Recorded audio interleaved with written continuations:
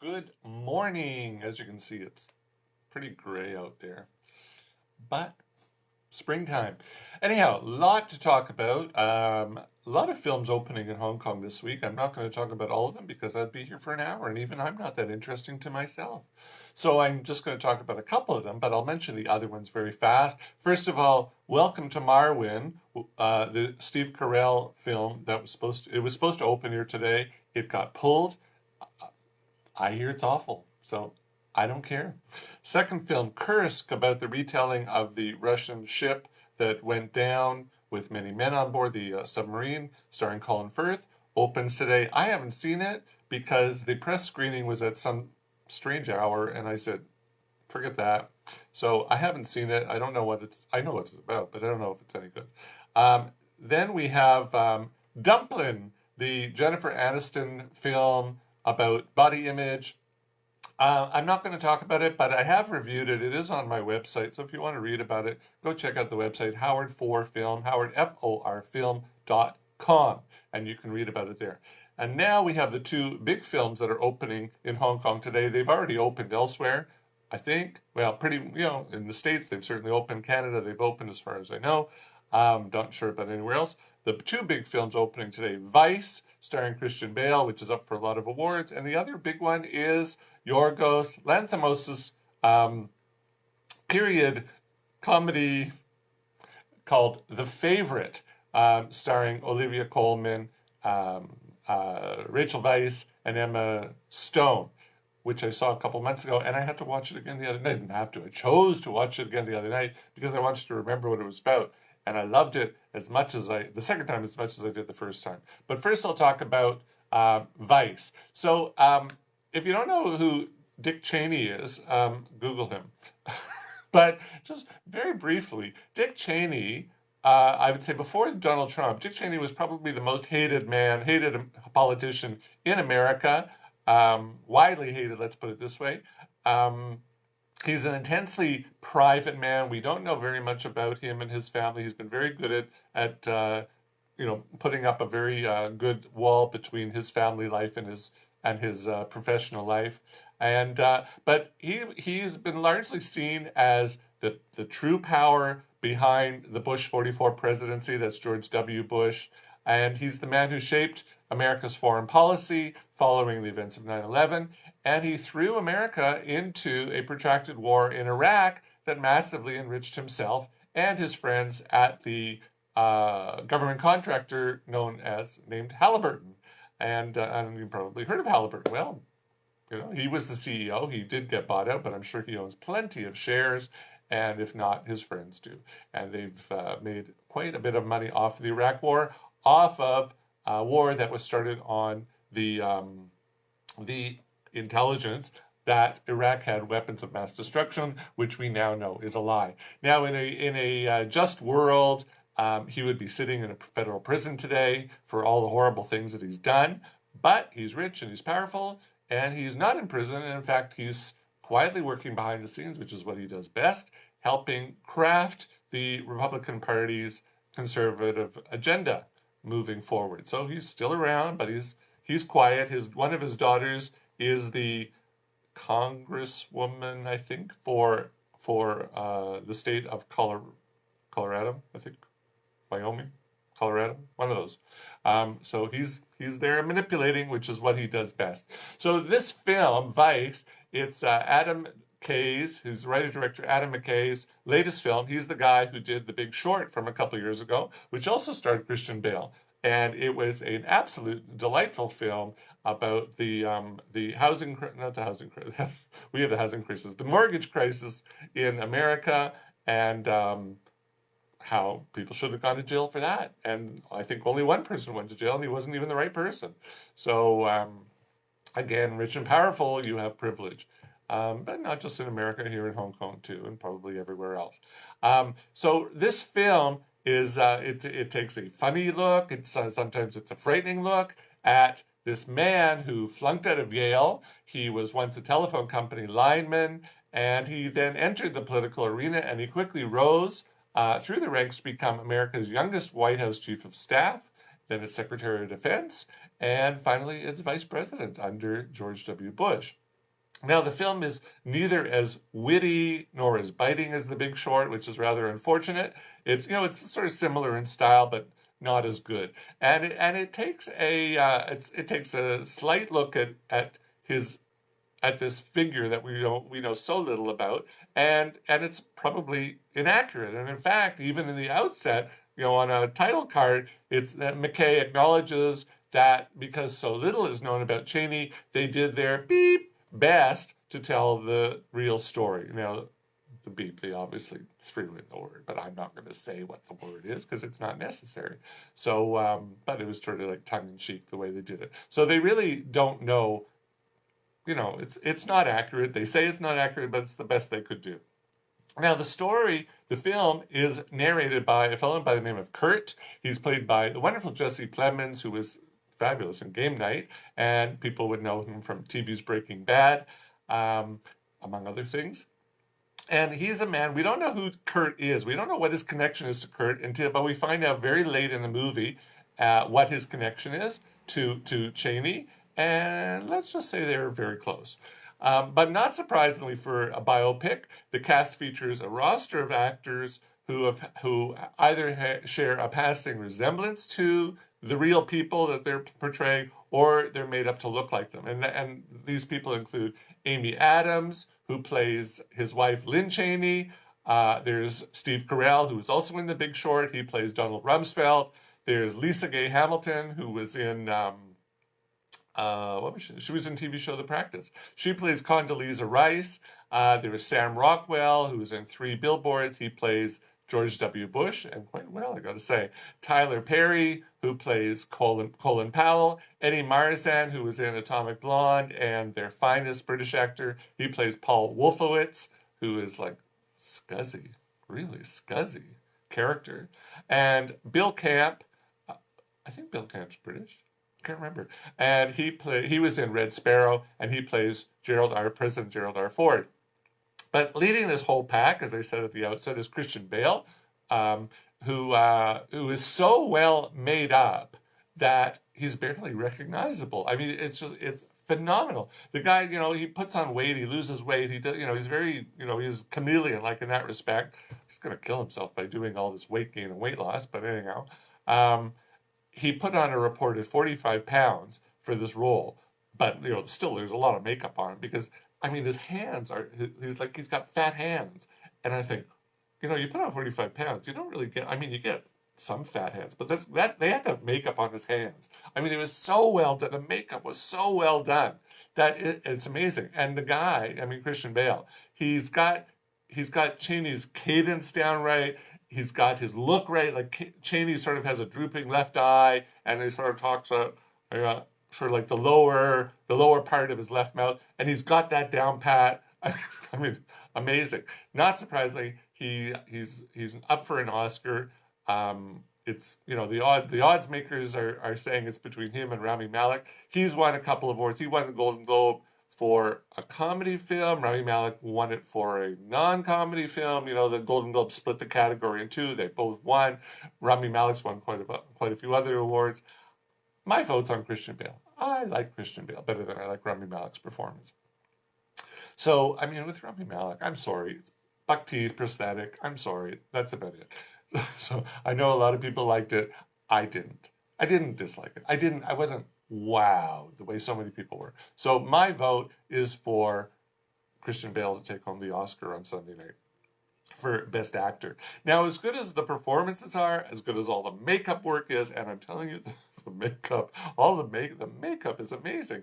It seems like this is really a 2-hour hate fest. Now, look, I dislike Dick Cheney as much as the next guy. But you know what? After watching this film for a half hour, I was bored. The story is so full of speculation and hearsay. We're not given any insight into what motivates the man. And certainly, we see his wife Lynn. She played a huge part in his transformation, and I'm sure in reality she did as well. But we don't get to see how his political views were formed, the genesis. We see Donald Rumsfeld had some influence on it, but I think there's more to it than that, and we don't see it because we don't know it.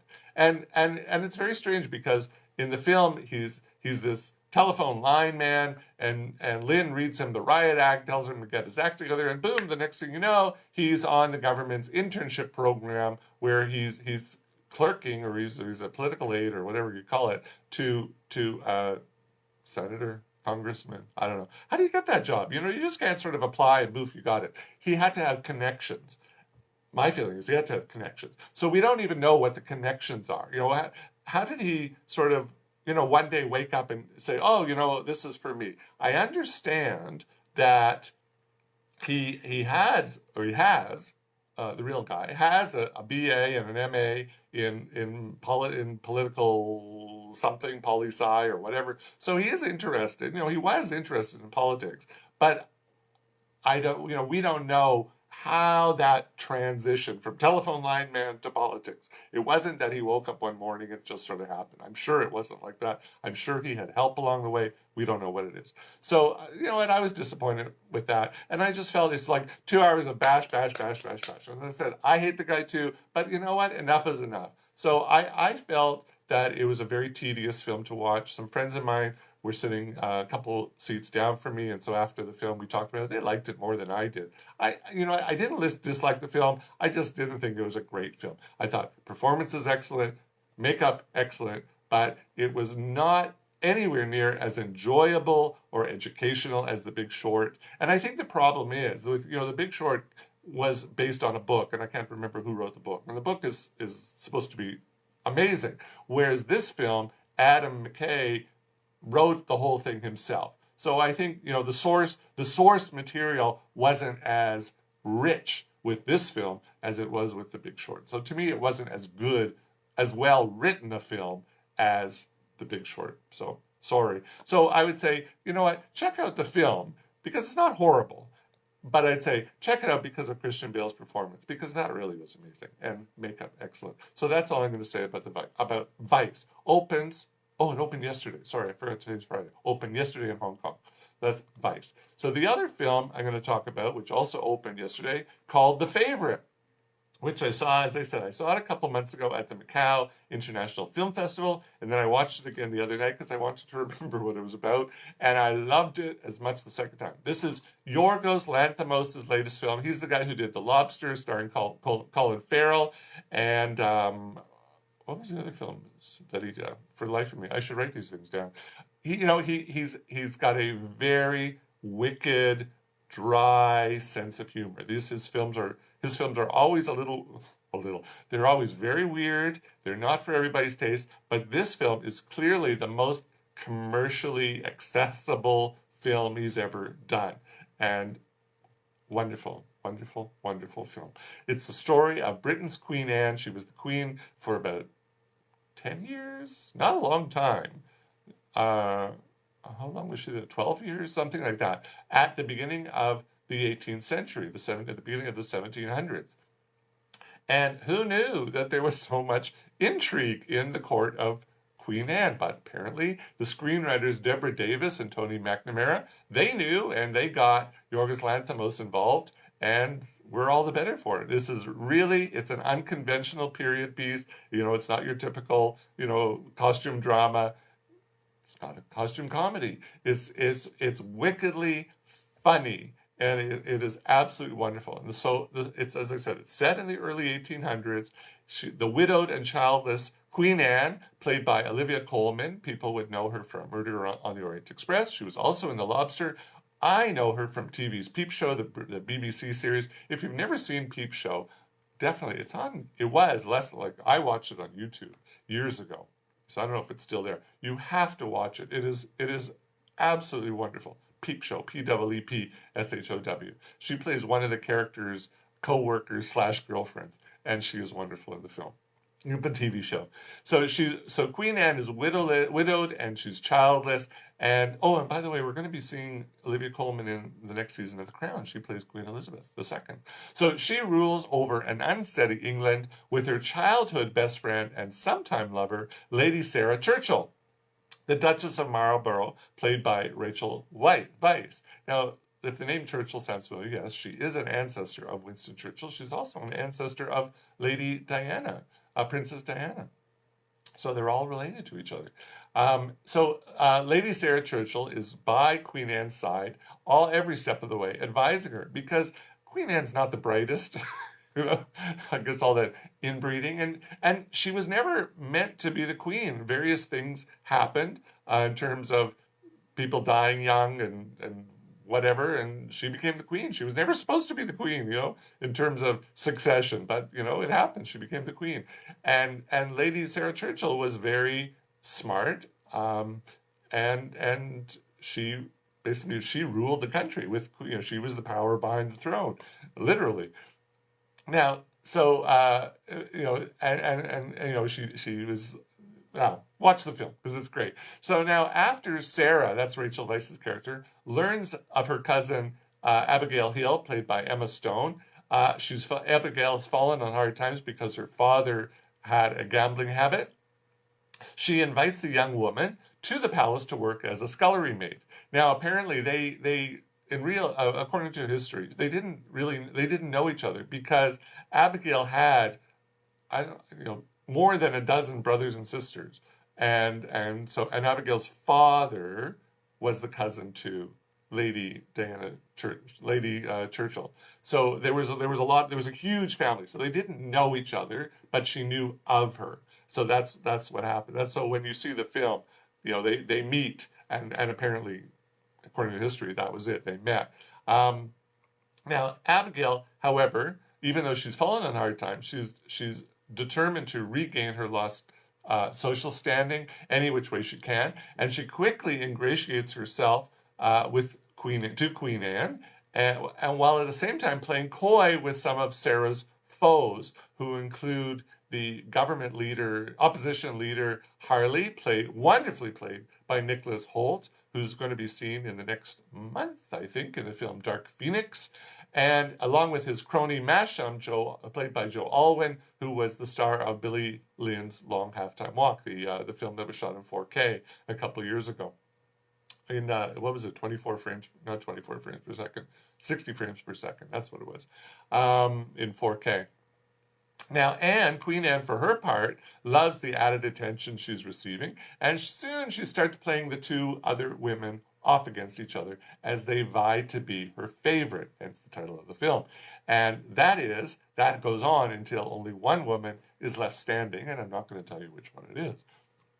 Now, the film it's a royal romp. It's full of witty dialogue, playful camera work. I love the camera work because there's lots of wide angle shots and ultra wide angle. You're using ultra wide angle lenses. So you have these corridors in the palace. I forget which palace. It's not Kensington. It's not Kensington Palace. It's not Buckingham Palace. It's another palace, St. James Palace maybe, and I don't even know if they shot there. But they have these long, long corridors that seem like really long, and that's through the use of these ultra wide angle lenses that makes everything seem really long. And he shoots like from low angle, so everybody, the camera is sort of shooting up at people, which is, the camera work is fabulous, and the costumes, of course, are wonderful. The makeup is wonderful, and the film also has the best dance sequence on film since John Travolta and Uma Thurman rock the floor on Pulp Fiction. The dance sequence in this film, you are going to be howling with laughter because it's so good. So the three actresses are all wonderful. Olivia Colman is up for Best Actress, and Rachel Weisz and Emma Stone are both up for Best Supporting Actress Oscars. I think Coleman is competing against Glenn Close. And this is going to be Glenn Close's year. But you know what? If Coleman were to win, I'd be quite happy because she was wonderful. As for Rachel Weisz and Emma Stone, I think they were both wonderful. They're up against Regina King from If Beale Street Could Talk, who looks like she's going to win. But I even think, you have two actresses from the same film competing against each other. Typically, they split the vote, and neither of them wins. So I don't think any of these actresses are going to take home Oscars that night, which is sad but I think the film will win a few Oscars, which is good.